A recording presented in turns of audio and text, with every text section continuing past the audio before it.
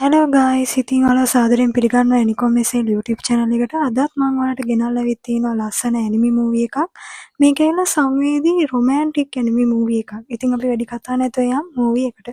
මේ කතාව පටන් ගද්දිම අපිට පෙන්වන්නේ ඒක ගෑනු ළමයෙක් එයාගේ බඩු ටිකක් පැක් කරගෙන කොහේ හරි යන්න ලෑස්ති වෙනවා. මේ ගෑනු ළමයාගේ නම ඇවිල්ලා හොතරු. හොතරු හැම අවුරුද්දකම ගිම්හාන ඍතුවේදී එයාලගේ මාමලගේ ගෙදර යන්න පුරුදු වෙලා තමයි හිටියේ. කොහොම හරි ඒ යන අතරමඟදී හොතරුට අතීතයේ එයාට වෙච්ච සිද්ධියක් මතක් වෙනවා. එතකොට හොතරුගේ වයස අවුරුදු 6යි. එයා කැලේක අතරමං වෙලා හොඳටම බය වෙලා තමයි ඉන්නේ. මේ කැලය නිකම්ම කැලයක් නන් නෙවෙයි. මේක මායා කැලයක්. මිනිස්සු අතර ලොකු කටකතාවක් ගිහින් තිබුණා මේ කැලේ යාකොයිලා ජීවත් වෙනවා කියලා. යාකොයිලා කියන්නේ මේ වනාන්තර අරක් ගත්ත ආත්ම කොට්ටාසයකට. ඉතින් හොතරු එළියට යන පාර හොයාගන්න බැරුව අඬ අඬා තමයි ඉන්නේ. ඔය අතරේ හොතරුට ඇහෙනවා එයාට කෙනෙක් කතා කරනවා. වටපිට බලනකොට හොතරු දකිනවා වෙස් මූණක් දාගත්ත පිරිමි ළමෙක්. මෙයාගේ නම තමයි ගින්.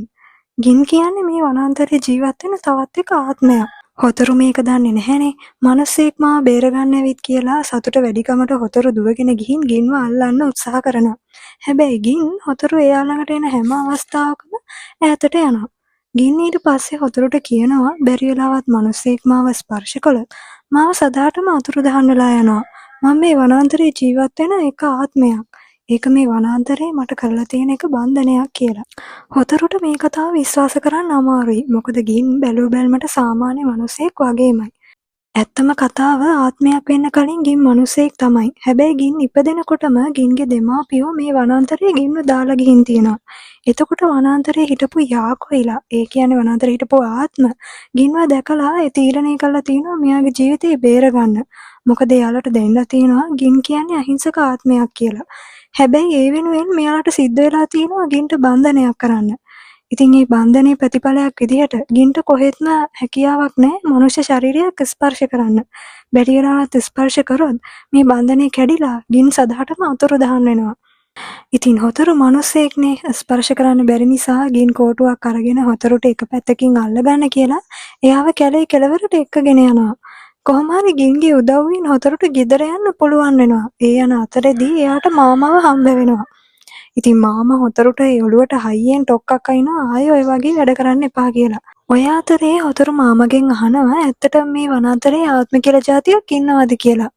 ඉතින් හොතරුගේ මාමටත් මේකට උත්තරයක් දෙන්න අමාරුයි. මොකද වනාන්තරයේ ජීවත් වෙන ආත්ම ගැන කටකතාවක් තිබුණට ඈට දැකපු කෙනෙක් කොහෙත්ම හිටියේ නැති නිසා. ඔන්න ඊළඟ දවසේත් හොතරු ගින්ව මුණ ගැහෙන්න කියලා යනවා. ගින්ටත් පුදුමයි හොතරු ආපහු ආවේකට. හොතරුට තේරෙනවා ගින්න එයා එනකම් බලන් ඉඳලා තියෙනවා කියලා. ඉතින් සතුට වැඩිකමට හොතරු ආපහු ගින් ළඟට ගිහින් එයාව අල්ලන්න උත්සාහ කරනවා. ඊට පස්සේ ගින් කෝටුවක් අරගෙන හොතරුගේ ඔළුවට ටොක්ක්ක් කනලා කියනවා කොච්චර කිව්වත් ඔයාලට තේරෙන්නේ නැහැ නේද කියලා. ඉතින් මේ දෙන්නා කැලේ පුරා ඇවිදින්න යනවා. ඔය අතරේ වනාන්තරයේ ජීවත් වෙන අනෙත් ආත්ම හොතරුට ආයෙ මතක් කරනවා එක මිනිස් ස්පර්ශයකින් ගින් සදාටම අතුරුදහන් වෙනවා. ඒ නිසා එයාව ස්පර්ශ කරන්න එපා කියලා. මේ නිසා හොතරුත් කිසිම වෙලාවක ගින්ව ස්පර්ශ කරන්න හිතුවේවත් නැහැ. හැබැයි හොතරුට එක දවසක් කුතුහලයක් ඇති වෙනවා ඒ ගින් වෙස් මූණක් දාගෙන ඉන්නේ කියලා. ඉතින් ගින් ඉදාගෙන ඉන්න අතරේ හොතරු එයා ළඟට ගිහින් වෙස් මූණ උඩට ඔස්සලා බලනවා. බලද්දී ගින්ට තියෙන්නේ ඇත්තටම සාමාන්‍ය මිනිසෙක් වගේ ස්වරූපයක්. එහෙනම් ඇයි ගින් වෙස් මූණක් දාගෙන ඉන්නේ? කොටින්ම කියනවා නම් මේකට ලොකු හේතුවක් ගින්ට නැහැ. හැබැයි මේ වෙස් මූණ විශේෂයි. මොකද මේක ගින්ට ලැබිලා තියෙන්නේ එවකට හිටපු ෆොරස්ට් ලෝඩ්ගෙන්. ඒ කියන්නේ වනයේ ස්වාමියාගෙන්. මිනිසෙක් නොවන ආත්මයක් කියන දේ සංකේතවත් වෙන තමයි ගින් මේ වෙස් මූණ දාගෙන ඉන්න පුරුදු වෙලා හිටියේ. හැබැයි එක දවසක් හොතරු ගින්ට කියනවා මට මෙහෙම ඔයාව මුණ ගැහෙන්න පුළුවන්. ගිම්හාන ඍතුවට මම මාමලගේ ගෙදර ආවම විතරයි කියලා. එතකොට ගින් හොතරුගෙන් අහන්නේ කවදද ඔයාට ආපහු එන්න පුළුවන් කියලා. ඉතින් පොරොන්දු වෙන විදියට හැම අවුරුද්දකම ගිම්හාන ඍතුවේදී ගින් සහ හොතරු නිතර මුණ ගැහෙන්න ගන්නවා. ඉතින් හොතරුගේ ළමා කාලය හරි ආසාවෙන් සුන්දර විදියට ගින් එක ගත වෙනවා. හැබැයි කාලය කියන දේ අල්ලන් ඉන්න පුළුවන් කමක් නැහැ. ඒක හරි ඉක්මනට ගත වෙනවා. ඔය විදිහට වින්ටර් සීසන් එකත් එනවා. ගෙදර යන්න කලින් හොතරු ගින්ට ස්කාර්ෆ් එකක් දීලා යනවා වින්ටර් සීසන් එකේ මේක පාවිච්චි කරන්න ඊළඟ අවුරුද්දේ ආයෙත් හමු වෙමු කියලා. හැබැයි ගින්ගෙන් ඈත් වෙලා දුර ඉන්න එක හොතරුට හිතන තරම් ලේසි වුණේ නෑ. ඊළඟ ගිම්හාන ඍතුව එනකම් හොතරු හරි නොඉවසිල්ලෙන් බලාගෙන හිටියා. ඒ කාලය ඇතුළත හොතරුට තේරෙනවා එයාගේ හිතේ ගින් ගැන යාළුකමට එහා ගිය ගැඹුරු බැඳීමක් තියෙනවා කියලා. වින්ටර් සීසන් එකත් ඉවරයි. අපිට පෙන්නනවා හොතරු ආයෙත් ගින්න මුණ ගැහෙන ගිහින් ඉන්නවා. ගත වෙච්ච කාලෙත් එක්ක හොතරු ගොඩක් වෙනස් වෙලා. දැන් එයා උසස් පාසල් යන තරුණියක්. හැබැයි ගින් පොඩ්ඩක්වත් වෙනස් වෙලා හිටියේ නෑ. එයා හොතරු පුංචි කාලේ දැක්ක විදියමයි. ඔය අතරේ හොතරු ගින් ගැන එයාට තියෙන හැඟීම් කියන්න ගන්නවා. එයා කියනවා උපාධියෙන් පස්සේ එයා ළඟපාත රස්සාවක් හොයාගන්නවා. එතකොට මට හැමදාමත් ඔයා ළඟින් ඉන්න පුළුවන් කියලා. හැබැයි ගින් මේකට සතුටු වෙන්නේ නෑ. එයා කියනවා මායා බලයකින් පවතින මගේ ශරීරය හරිම දුර්වලයි. එක මනුස්ස ස්පර්ශයකින් මේ බන්ධනය කැඩිලා මගේ ශරීරය සදාටම අතුරුදහන් වෙනවා. ඒ නිසා මන් වගේ කෙනෙක් අමතක කරාට ප්‍රශ්නයක් නෑ හොතරු කියලා.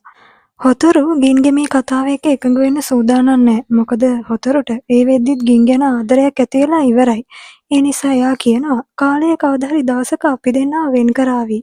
ඒත් ඒ දවස උදා වෙනකන් අපි දෙන්න එකටම ඉමු කියලා. ඊට පස්සේ සීන් එක එතනින් කට් වෙලා එක දවසක ගින් හොතරුට සමර් ෆෙස්ටිවල් එකකට යන්න යෝජනා කරනවා.